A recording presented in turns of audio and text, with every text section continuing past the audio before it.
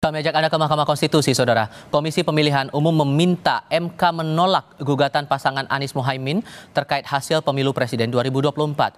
Kuasa hukum KPU menyebut gugatan Anies Mohaimin tidak memenuhi syarat perselisihan hasil pemilu. KPU meminta MK menolak gugatan Anies Mohaimin yang dinilai tidak jelas karena tidak mengarah pada perselisihan perolehan suara. KPU pun meminta MK menolak gugatan kubu Ganjar Mahfud karena tidak memuat perbandingan jumlah suara yang ditetapkan KPU dan versi pemohon.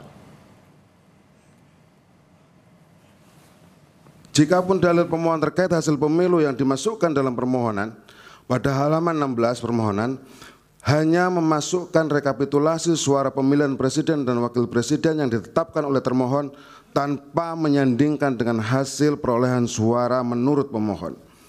Bahwa berdasarkan hal-hal tersebut di atas, materi muatan permohonan pemohon bukanlah materi muatan perselisihan hasil pemilihan umum yang dapat diperiksa dan diputus oleh Mahkamah Konstitusi. Bahwa dengan demikian permohonan pemohon haruslah ditolak atau sekurang-kurangnya tidak dapat diterima.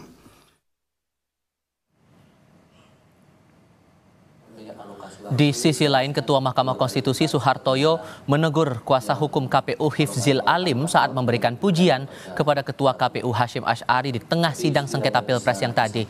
Suhartoyo meminta Hifzil tidak memberikan pernyataan di luar materi tertulis yang dibacakan dalam sidang. B.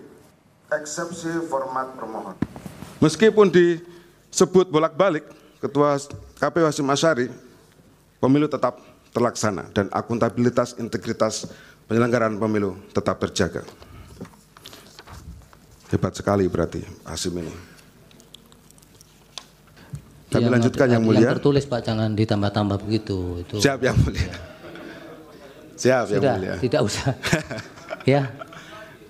Jadi yang ada yang tertulis saja. Siap yang mulia. Kami lanjutkan. Mohon izin yang mulia. Di pihak lainnya, tim hukum TKN Prabowo Gibran, Oto Hasibuan mempertanyakan soal gugatan pemohon yang membawa dugaan pelanggaran administrasi pemilu, pidana pemilu, dan pelanggaran etik ke Mahkamah Konstitusi. Oto bilang, MK hanya menangani sengketa perselisihan hasil pemilu. Dan terakhir saya sendiri, Dr. Apakah tepat bila mana pemohon membawa seluruh persoalan sehubungan dengan perselisihan pemilu, baik yang berupa administrasi pemilu, pidana pemilu, pelanggaran kode etik penyelenggara pemilu, seluruhnya kepada Mahkamah Konstitusi yang kita tahu terbatas kewenangannya untuk mengadili perselisihan yang terkait dengan jumlah suara hasil pemilu. Lebih-lagi, jangka waktu yang ditentukan oleh undang-undang untuk memutus suatu perkara perselisihan pemilu adalah hanya 16 hari.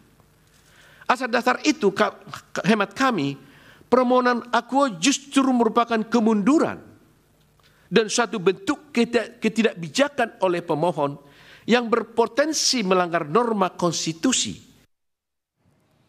Perkembangan terbaru terkait sidang sengketa hasil Pilpres 2024 akan dilaporkan jurnalis Kompas TV Niputu Trisnanda langsung dari gedung MK di Jakarta Pusat. Selain mempertanyakan soal gugatan dari pelapor ini, sebetulnya dari pihak Prabowo Gibran mengharapkan apa dari MK atas gugatan yang dilayangkan oleh 01 dan 03 ini, Putu? Ya, selamat petang, Tifal dan juga saudara. Tentu saja sampai dengan hari ini harapan dari kubu 02 adalah Mahkamah Konstitusi dapat menolak sepenuhnya apa yang digugat, baik itu oleh kubu 01 ataupun juga kubu 03, karena menurut kacamata atau sudut pandang dari tim hukum Prabowo Gibran ini, sampai dengan saat ini apa yang kemudian digugat baik itu kubu Anies Mohaimin ataupun juga Ganjar Mahfud ini cacat formil atau salah kamar. Jadi yang diharapkan, meskipun kemarin juga sudah sempat disampaikan begitu ya, baik dari kubu 01 ataupun juga kubu 03 ini menyampaikan sejumlah hal, dari mulai daftar catatan Bawaslu terkait dengan kecurangan ataupun juga ada kesalahan-kesalahan yang terjadi di lapangan pada tanggal 14 Februari saat proses pencoblosan dilakukan. Kemudian juga ada angka yang berubah dan ini merugikan kubu 01, tetapi hari ini semua itu dibantah oleh kubu 02, yakni Prabowo Gibran yang diwakili oleh kuasa hukum yang diketuai oleh Yusril Iza Mahendra, bahwa memang apa yang kemudian disampaikan ini salah kamar. Tadi juga disampaikan oleh salah satu tim kuasa hukum dari Prabowo Gibran, yakni Oto Hasibuan, bahwa apa yang disampaikan oleh kubu 01 dan 03 lewat gugatan ke MK selain salah kamar, ini juga menggiring opini karena menurutnya pernyataan terkait Gibran dan juga Prabowo ini menang pemilu dipilih oleh masyarakat karena alasan diberikan bansos ini menyakitkan atau juga menciderai apa yang sudah dilakukan, terutama bagi para pemilih Prabowo Gibran yang memang pada tanggal 14 Februari ini mencoblos keduanya.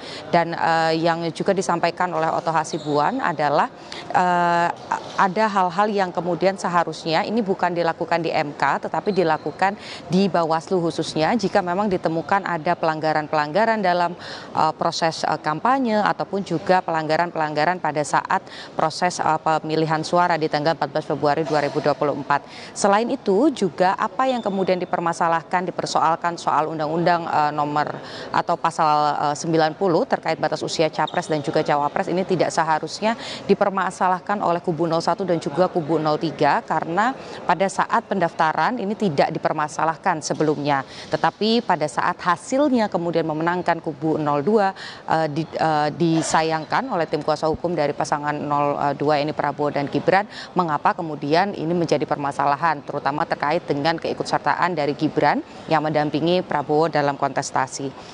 Dan yang kemudian juga tadi disampaikan ini berkaitan dengan sengketa kemudian pelanggaran administrasi ini juga merupakan ranah Bawaslu dan juga bukan ranah MK. Jadi secara keseluruhan yang diminta atau yang diharapkan adalah bisa kemudian menolak seluruhnya permintaan atau gugatan dari 01 dan juga 03. Kembali ke Anda, Tifal.